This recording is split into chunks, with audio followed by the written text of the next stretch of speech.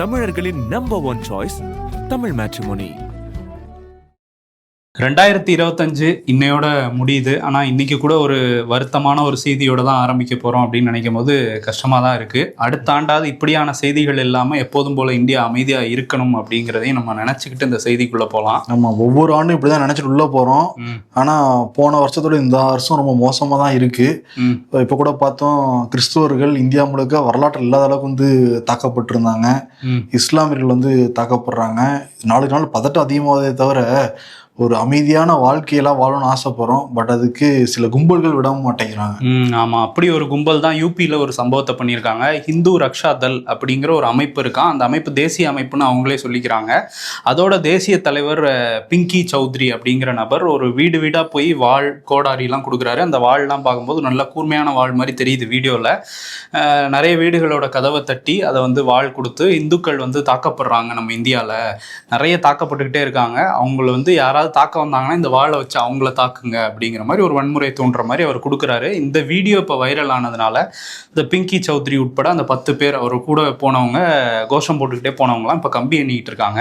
ஆனால் இப்பயும் கூட அவருக்கு நிறைய பேர் முட்டு கொடுத்துக்கிட்டு இருக்காங்க. சரிதான் அப்படின்னு சொல்லிட்டு இருக்காங்க. ஏன்னா இந்துக்கள் டெய்லி தாக்கப்படுறாங்கன்னு அவங்க சொல்றாங்க. நம்ம சமீபத்தில் பார்த்த மாதிரி நீங்கள் சொன்ன மாதிரி கிறிஸ்தவர்கள் தாக்கப்பட்டது தேசிய அளவில் செய்தியாச்சு. பட் அவர் எங்கே பார்த்தாருன்னு தெரியல. ஆனால் அவங்க வந்து இப்படி சொல்கிறாங்க. ஆனால் ஒரு இடத்துல இந்துக்கள் தாக்கப்பட்டுட்டு தான் இருக்காங்க. எங்கன்னா அது வங்கதேசத்தில். அங்கே சிறுபான்மையினர்களாக இருக்கிற இந்துக்களை கண்மூடித்தனமாக தாக்குறாங்க அங்கே உள்ள சிலர். இந்தியாவாக இருக்கட்டும், வங்கதேசமாக இருக்கட்டும், எந்த இடத்துலையுமே சிறுபான்மையினர் தாக்கப்படக்கூடாதுங்கிறது தான் எல்லாருடைய எண்ணமுமே. எல்லாரும் பெரும்பான்மையினர் உங்களுக்கு பாதுகாப்பாக இருக்கணும், நீங்களும் எங்களை ஒருத்தர் தாங்கிறத அந்த எண்ணம் வரணும்.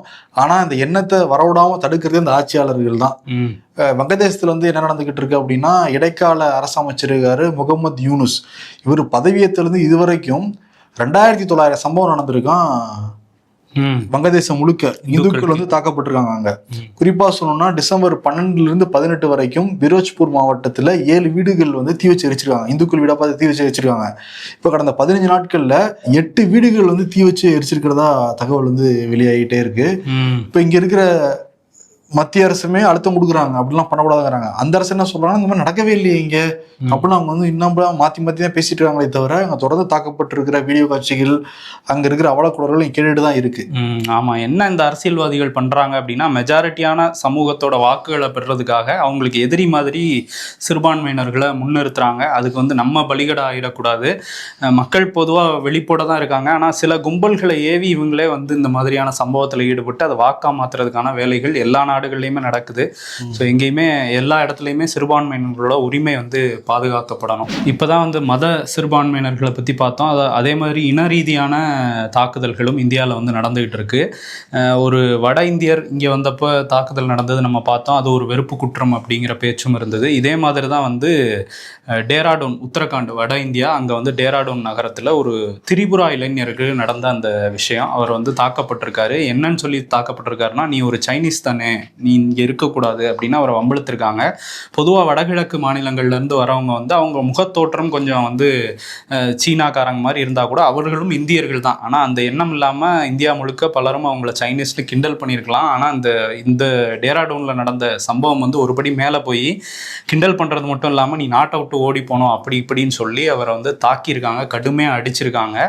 அதுவும் சாகிற அளவு அடிச்சிருக்காங்க. இப்போ வந்து அவர் உயிரிழந்திருக்காரு. அவர் கடைசியாக அவர் என்ன வார்த்தை சொல்லிட்டு இறந்து போயிருக்காரு அப்படின்னா, நான் வந்து சைனீஸ் கிடையாது, நான் இந்தியன் தான், அதுக்கான ஆவணங்கள் என்கிட்ட இருக்கு, நம்புங்க அப்படின்னு சொல்லி கெஞ்சிருக்காரு. அதெல்லாம் கேட்காத அந்த 6 பேர் கொண்ட கும்பல் அவரை கடுமையாக தாக்கியிருக்காங்க. இப்போ அந்த 6 பேரையும் வந்து கைது பண்ணியிருக்காங்க காவல்துறை. இப்போ காவல்துறை என்ன சொல்கிறாங்கன்னா, உத்தரகாண்டில் வந்து பாஜக அரசாங்கம் தான் நடக்குது. ஸோ எதிர்க்கட்சிகள்லாம் பயங்கர அழுத்தம் கொடுத்தாங்க இந்த விஷயத்தில்.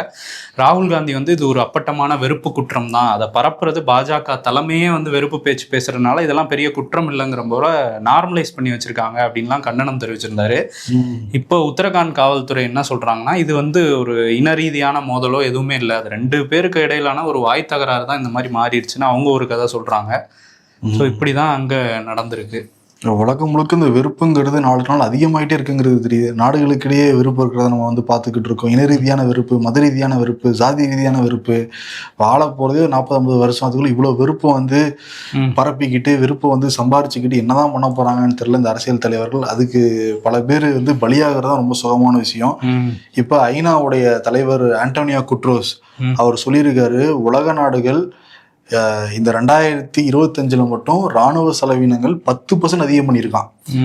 கடந்த ஆண்டு ஒப்பிடுறப்ப $2.7 லட்சம் கோடி ராணுவத்துக்கு மட்டும் செலவு பண்ணியிருக்கான் பல நாடுகளுமே. இப்படியே போச்சுன்னா 2035 ராணுவத்துக்கு மட்டுமே உலக நாடுகள் $6.6 லட்சம் கோடி வந்து செலவு பண்றதுக்கான வாய்ப்பு இருக்கு அப்படிங்கிறாரு. இந்த 2025 மட்டும் இயற்கை பேரிடரால உலகம் முழுக்க 12 கோடி மக்கள் அகதிகளா மாறி இருக்காங்கிறதையும் சொல்றாரு. இதே மாதிரி இந்த ராணுவத்துக்கு செலவு பண்ணாங்கல்ல, அது வளர்ச்சி திட்டங்களை செலவு பண்றதை விட 13 மடங்கு அதிகமா ராணுவத்துக்கு வந்து செலவு பண்ணிருக்காங்க. அதனால இன்னும் வறுமை தான் உலகம் முழுக்க அதிகமா மாறப்போகுது. ஒரு நிச்சயமற்ற சூழலை நம்ம வந்து வாழ்ந்துகிட்டு இருக்கோம். உலக நாடுகள் இந்த போருக்கான செலவினங்கள், அதே மாதிரி அழிக்கிறதுக்கான செலவினத்தை எல்லாம் குறைச்சிக்கிட்டு வளர்ச்சிக்கு வந்து நீங்க முக்கியத்துவம் கொடுக்கணும்னு அவர் சொல்லியிருக்காரு, அட்ரஸ் பண்ணியிருக்காரு உலக நாடுகளுக்கு. கேட்பாங்களா தெரியல.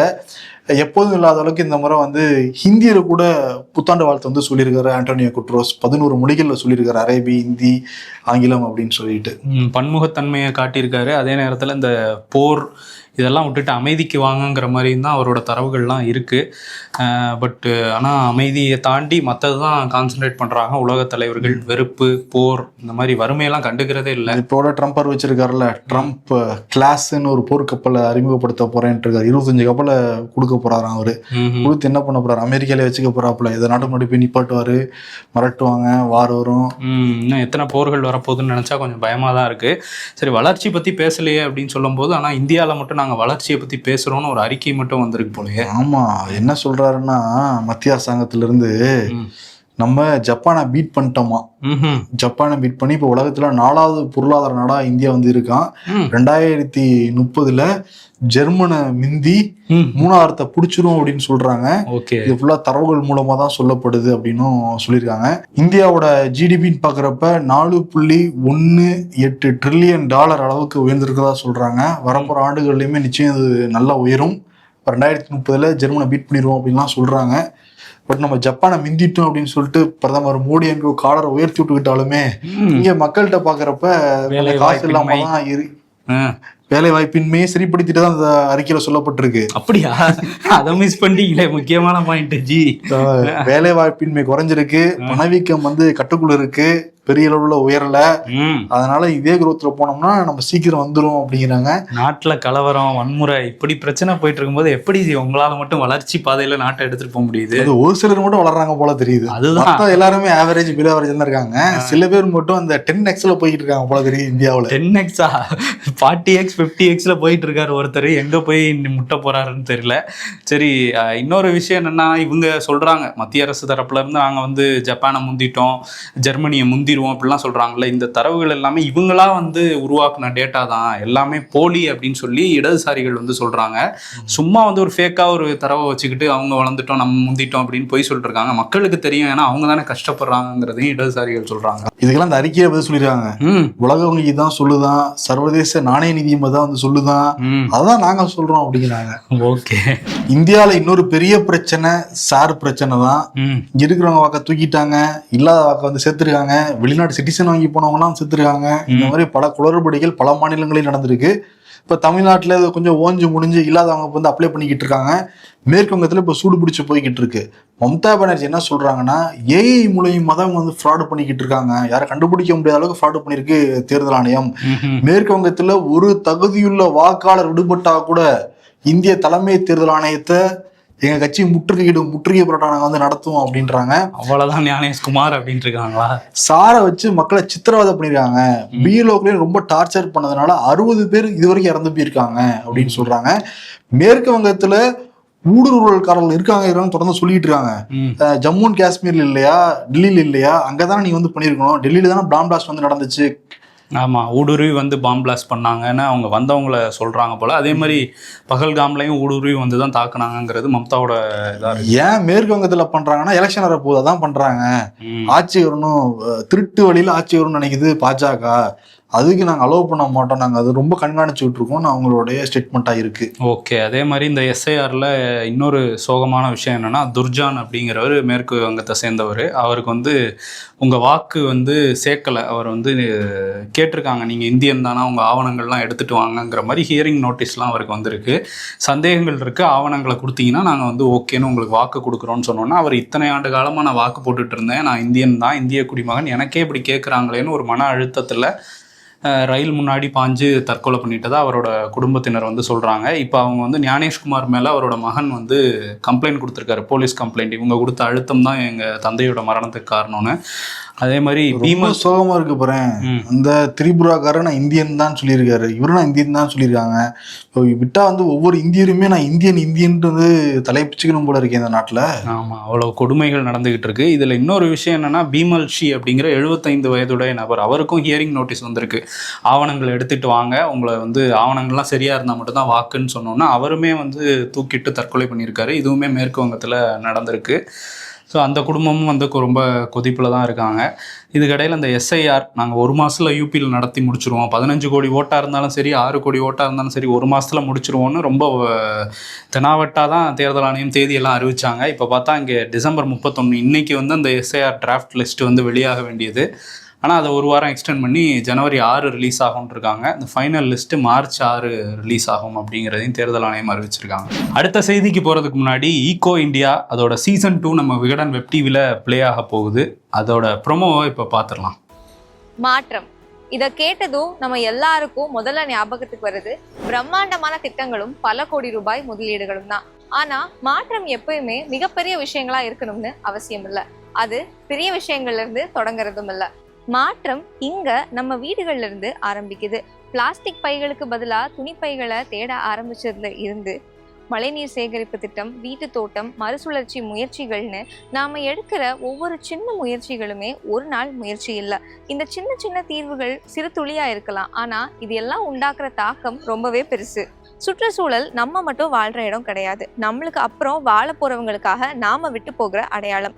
அந்த அடையாளம் ரொம்ப அழகா இருக்கணும், அதுதான் மாற்றம். இப்படி நம்ம சுற்றுச்சூழலை பாதுகாக்கிறதுக்காக உலகம் முழுக்க எடுக்கப்பட்டுட்டு வர சின்ன சின்ன முயற்சிகளும் அந்த முயற்சிகளின் தாக்கங்களின் தொகுப்பு தான் ஈகோ இந்தியா தமிழ்.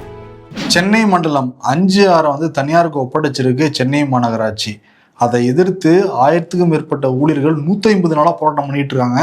தனியாருக்கு ஒப்படைக்க கூடாது, தனியாருக்கு ஒப்படைச்சிங்கன்னா எங்க வாழ்வாதாரமே வந்து போயிடும், அது அரசாங்கம் தான் நடத்தணுங்கிறது அவங்க கோரிக்கையா இருக்கு.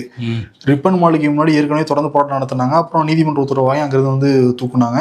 இருந்தால் கூட அவங்க போராட்டம் போயிடுற மாதிரியே இல்லை. நேற்று கூட அண்ணா அறிவாலயத்தை முற்றுகையிட முயற்சி பண்ணாங்க, தடுத்து நிப்பாட்டி கைது பண்ணாங்க. அப்புறம் நேற்று மாலையே கலைஞர் நினைவிடத்துக்கு போய் முற்றுகையிட முயற்சி பண்ணாங்க, அங்கேயும் தடுத்து நிப்பாட்டினாங்க. அண்ணா சாலையில் சாலை முறையில் ஈடுபட்டாங்க, தடுத்து நிப்பாட்டி அரெஸ்ட் பண்ணாங்க. அப்புறம் அரெஸ்ட் பண்ணிட்டு மண்டபத்தில் அடிச்சு வச்சு விட்டாங்க. விட்டோன்னே எல்லாருமே சென்ட்ரல் ரயில்வே ஸ்டேஷன் நேற்று நைட்டு 9 மணிக்கு போனாங்க. நமக்கு இது முடிவு தெரியாமல் வீட்டுக்கு போகிறது என்ன அர்த்தம் இருக்க போகுது அப்படின்னு சொல்லிட்டு ரிப்பன் மாளிகை முன்னாடி திருப்பி வந்தாங்க. ஒரு 9:45 1000 பேர் திடீர்னு வந்து கூட்டிட்டாங்க. கிட்டத்தட்ட 11 மணிக்கு பார்க்குறப்போ ஒரு 1000 பேருக்கு மேலே அங்கே இருந்தாங்க, தூய்மை பணியாளர் இருந்தாங்க அங்கே. உடனே காவல்துறை வந்து எல்லாத்தையும் திருப்பியும் வந்து வண்டியில் ஏற்றி கைது பண்ணி அவங்க சுடறாங்கிறப்ப ரொம்ப வேதனையாக இருக்குது. நாங்கள் 10-15 வருஷமாக இந்த சென்னை நகரத்தை சுத்தம் பண்ணுறதுக்கு அவ்வளோ வேலை நாங்கள் பார்த்துருக்கோம். ஆனால் இப்போ இந்த அரசாங்கங்களை குப்பை மாதிரி வந்து நடத்துகிறாங்க. நாங்கள் யாருக்கு என்ன பாவம் வந்து பண்ணோம்? இங்கே இருக்கிற பெரும்பாலான பெண்களுக்கு கணவர் வந்து கிடையாது, 4-5 மாதமாக எங்களுக்கு வேலை இல்லை, நாங்கள் வேலை பார்த்தா தான் எங்களுக்கு குழந்தைங்களுக்கு நான் வந்து சோறு கொடுக்க முடியும், வாழ்வாதாரமும் போச்சு, எங்கள் வேலையும் போச்சு, எல்லாமே போச்சு, இப்போ நாங்கள் எங்கே தான் போகிறது, தற்கொலை வந்து பண்ணிக்கிறதா அப்படின்னு வந்து ரொம்ப உருக்கமாக வந்து பேசுனாங்க. ஆமாம், அதெல்லாம் பார்க்கும்போது வேதனையாக தான் இருக்குது. அதே நேரத்தில் அவங்களோட போராட்ட குணம் அப்படிங்கிறது ஒரு விடாமல் நாங்கள் போராடுவோம் அப்படிங்கிறதுல உறுதியாக இருக்காங்க. ஏன்னா இதுக்கு முன்னாடி அதிமுக ஆட்சி காலத்திலே சில மண்டலங்களை வந்து தனியாருக்கு மாற்றிட்டாங்க. அப்போ கேள்வி கேட்காம விட்டது இப்போ அடுத்தடுத்து மாற்றிக்கிட்டே இருக்காங்க திமுக அரசுலையும். ஸோ இவங்க ஒரு வழியாக நாங்கள் போராடி அவங்களுக்கும் சேர்த்து தான் போராடுறோம், இதுக்கு முன்னாடி மாற்றினவங்களும் சேர்த்து தான் போராடுறோன்னு கூட சில பேர் வந்து சொல்கிறத கேட்க முடியுது. இது. ஸோ தனியாருக்கு கொடுக்கக்கூடாதுங்கிறது தான் திமுகவோட கொள்கை மாதிரி இருந்தது எதிர்க்கட்சியாக இருந்தபோது. இப்போ அதை மாற்றிக்கிட்டாங்க. அதே மாதிரி பகுதி நேர ஆசிரியர்களை பணி நிரந்தரம் பண்ணுவோங்கிறதும் ஒரு முக்கியமான வாக்குறுதியாக சொல்லியிருந்தாங்க திமுகவோட தேர்தல் அறிக்கையில். இப்போ வந்து அதுவுமே பண்ண முடியாதுங்கிற மாதிரி தான் அவங்களோட ஸ்டாண்ட் இருக்குது. இப்போ பணி நிரந்தரம் வேணும் அப்படின்னு திரும்பியும் குரல் கொடுத்துருக்காங்க. அவங்க என்ன சொல்கிறாங்கன்னா, பகுதி நேர ஆசிரியர்கள் அந்த சங்கம் சார்பில் வந்த அறிக்கையில் என்ன சொல்லப்பட்டிருக்குன்னா, ஜனவரி 6 வரையும் டைம் கொடுக்குறோம், அதுக்குள்ளே முதல்வர் வந்து எங்களை பணி நிரந்தரம் பண்ணிட்டாருன்னா நாங்கள் அவரை பாராட்டுவோம், இல்லை அப்படின்னா ஜாக்டோ ஜியோவோட சேர்ந்து நாங்களும் ஒரு பெரிய போராட்டத்தை முன்னெடுப்போம் அப்படின்னு சொல்லியிருக்காங்க. ஜனவரி 6க்கு அப்புறம் ஒரு பார்ப்போம் என்ன பண்ண போகிறாங்கன்ட்டு. ஆமாம், ஜனவரி 6க்கு தயாராகிக்கிட்டு இருக்கு ஜாக்டோ ஜியோ உள்ளிட்ட பல சங்கங்கள்.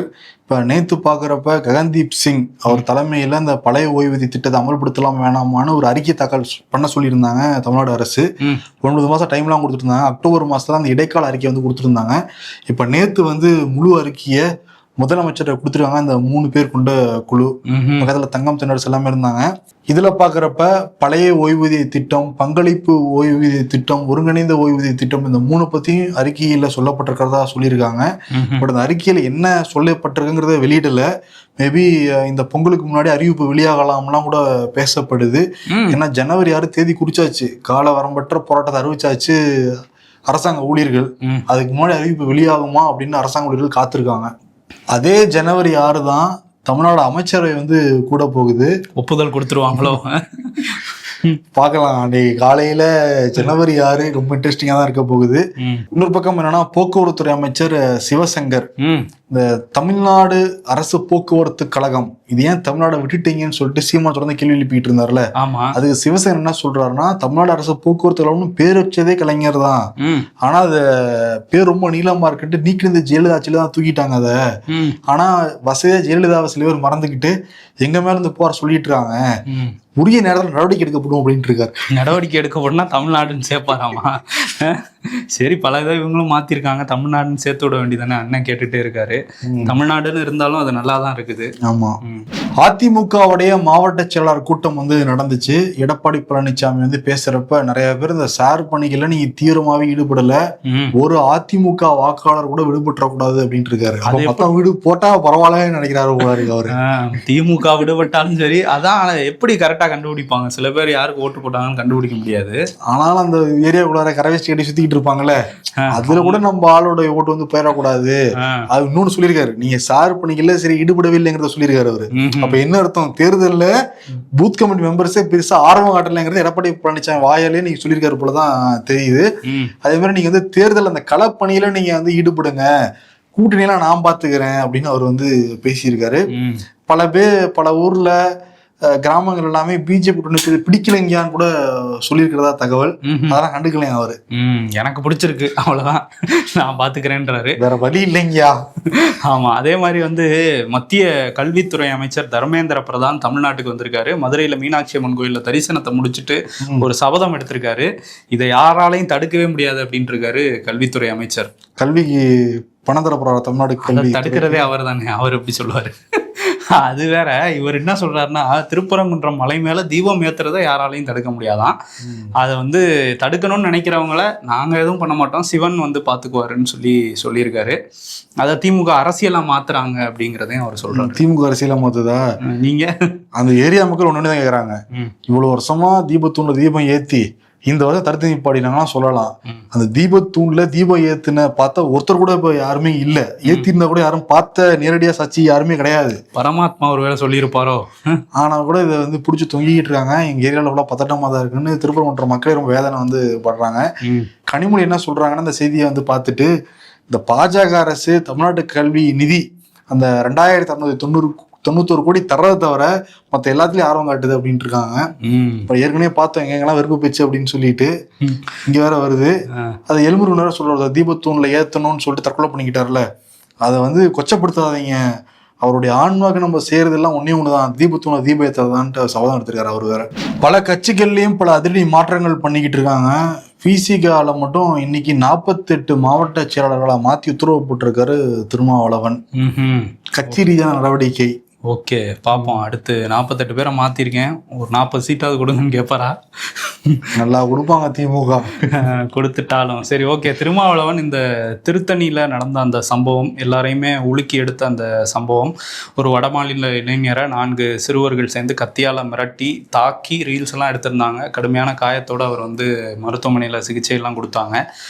இப்போ அந்த விஷயத்தை பார்த்துட்டு ஒரு கண்டன பதிவு போட்டிருக்காரு திருமா. அதில் என்ன சொல்கிறாருன்னா, இது தமிழ்நாட்டுக்கே தலைகுனிவு, ஒரு அநாகரிக செயல். இந்த போக்கை வந்து தமிழ்நாடு அரசு, இந்த மாதிரியான ஒரு மோசமான போக்கிலேருந்து இளைஞர்களை மீட்டெடுக்கிறது தமிழ்நாடு அரசோட பொறுப்புங்கிற மாதிரி இதில் நடவடிக்கை எடுக்கணும்னு வலியுறுத்தியிருக்காரு.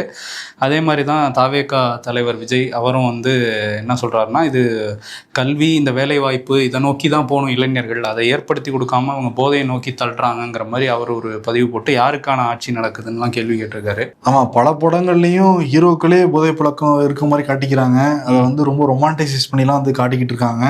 அப்ப அதை பாக்குற இளைஞர்கள் என்ன ஆவாங்க? ஆமா, அதுவும் தவறு தான். ஆனா அது சினிமாவை எடுத்துக்கங்க அப்படின்னு சொல்லி அங்கிருந்து எஸ்கேப் ஆகி சொல்லுவாங்க அதை.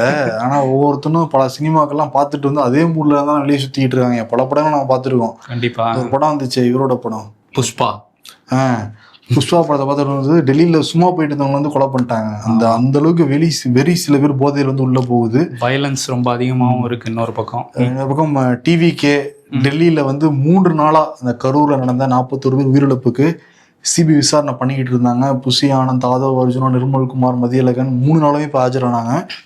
வெளியே வந்த நிர்மல்குமார், நாங்கள் சிபிஐ கிட்ட எல்லா கேள்விக்கும் நாங்கள் பதில் சொன்ன ஒத்துழைப்பு வந்து கொடுத்தோம், அடுத்த கூட்டோட வருவோம் அப்படின்னு சொல்லிட்டு வந்து கிளம்பியிருக்காங்க. இன்னொரு பக்கம் முருகன் அறுபடை வீடுல முக்கியமான வீடு திருச்செந்தூர் சுப்பிரமணிய சுவாமி. அங்க வந்து முருக பக்தர்கள் போறப்ப விஜய்க்கு அரோகரா, தமிழக வெற்றி கழகத்துக்கு அரோகரான்லாம் போட்டு நீ ரீல்ஸ் வந்து போட்டிருக்காங்க. அந்த வீடியோ இப்ப சமூக வலைதளத்துல வந்துகிட்டு இருக்கு. நடவடிக்கை எடுக்கணும்னு கோரிக்கை வைக்கிறாங்க முருக பக்தர்கள். ஏன்னா இந்த கடவுளே அஜித் மாதிரி இது ஒன்று போய்கிட்டு இருக்கு போல. இந்த மாதிரி தனி மனித துதிபாடல் வந்து எதுக்குமே உதவாதுங்கிறத இளைஞர்கள் புரிஞ்சுக்கணும். அதுவும் வந்து கடவுளுக்கு நிகராக அந்த ஒப்பிட்டு பண்றாலும் ஏத்துக்க முடியாதுல்ல. சரி, எது எப்படியோ நமக்கு நாம முதல்ல சந்தோஷமா இருக்கணும். என்ன வேணா நடக்கட்டும், நான் சந்தோஷமா இருப்பேன்ட்டு புத்தாண்டை நோக்கி நம்ம கொண்டாட்டங்களை ஆரம்பிக்க வேண்டியதான். இப்ப என்னன்னா, சென்னை முழுக்க பலத்த பாதுகாப்பு ஏற்பாடுகள் செய்யப்பட்டிருக்கு. 19,000 போலீஸ் வந்து களத்துல நிப்பாட்டி வச்சிருக்காங்களாம். முக்கியமா கடற்கரையில் இருக்கிற எல்லா சாலையிலும் வந்து மூடப்பட்டிருக்கு. 35 மேம்பாலங்கள் சென்னை முழுக்க வந்து மூடப்பட்டிருக்கு. இந்த 2K கிட்ஸு, சில 90s கிட்ஸு இன்னைக்கு வந்து பல அலப்பறைகள் பண்ண வாய்ப்பு இருக்குன்னு தெரிஞ்சுட்ட காவல்துறை ரெஸ்ட்ரிக்ஷன்ஸ் வந்து போட்டிருக்காங்க. ஆமா, நாளைக்கு வந்து புத்தாண்டு பிறக்க போகுது. நம்ம அட்வான்ஸா நம்ம நேயர்களுக்கு புத்தாண்டு வாழ்த்துக்களை சொல்லிக்கலாம். வரப்போற வருஷம் ரொம்ப மகிழ்ச்சியான வருஷமா இருக்கணும் எல்லாருக்குமே. இன்னைக்கு வந்த மாதிரி செய்தியெல்லாம் கொஞ்சம் இல்லாம இருந்துச்சுன்னா நல்லா இருக்கும்.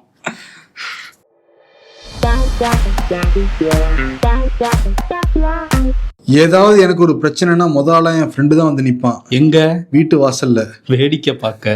Me already with 1008 problems. My friend on December 31st evening சொல்றாங்களா, மச்சி அடுத்த வருஷம் பார்க்கலாம்டா அப்படின்னு.